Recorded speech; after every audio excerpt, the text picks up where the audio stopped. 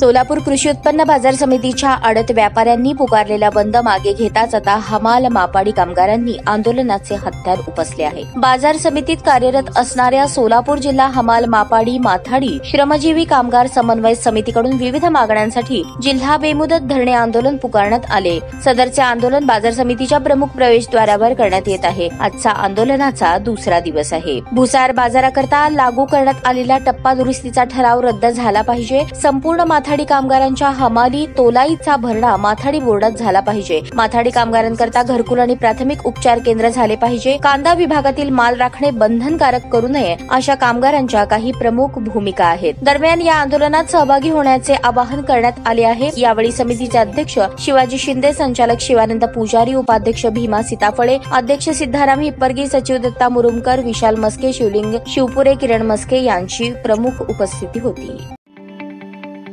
ताज्या बातम्या पाहण्यासाठी प्राईम महाराष्ट्र न्यूज चॅनलला सबस्क्राईब करा।